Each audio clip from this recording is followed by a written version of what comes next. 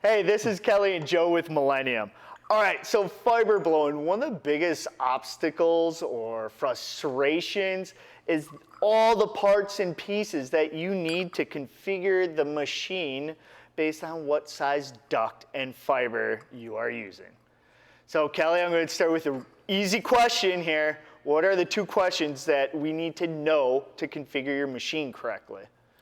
Well, very first to start off with, you have to know the duct diameter, and you're looking at the outside diameter on all of these. We're configuring seals to go around the outside. So you need to know your duct diameter, and you need to know your fiber diameter. Those are the two biggest ones to help get the machine configured.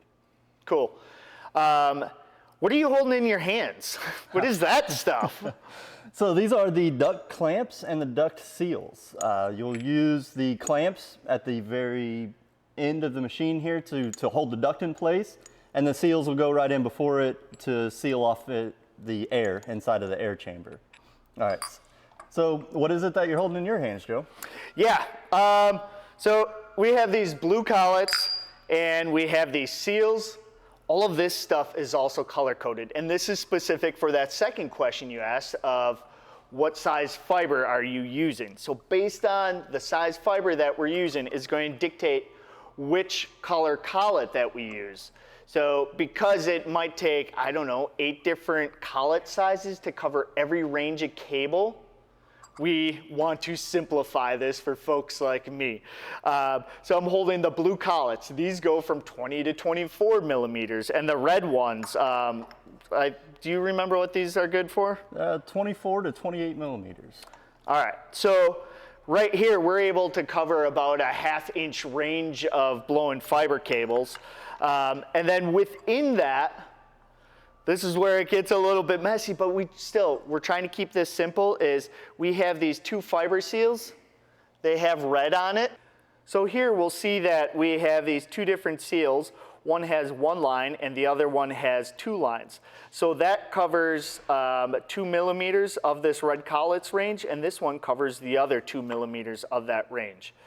So you'll see that these fit around this plug snugly, and each plug is also color coded to try to simplify this.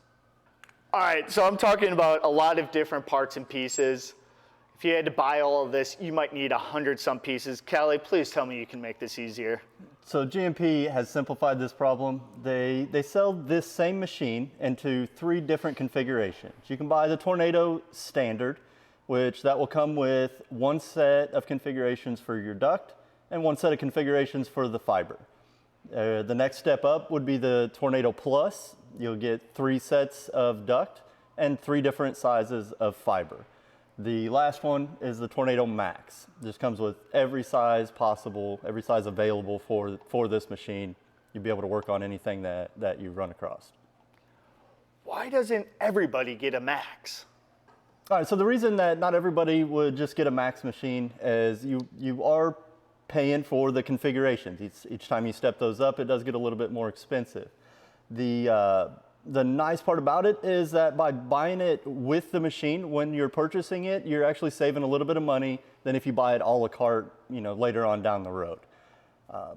So it just depends a lot on what type of jobs you're doing. If you're a contractor, you don't know what kind of job you're going to be on in 3 months, you might lean more towards more configuration up front.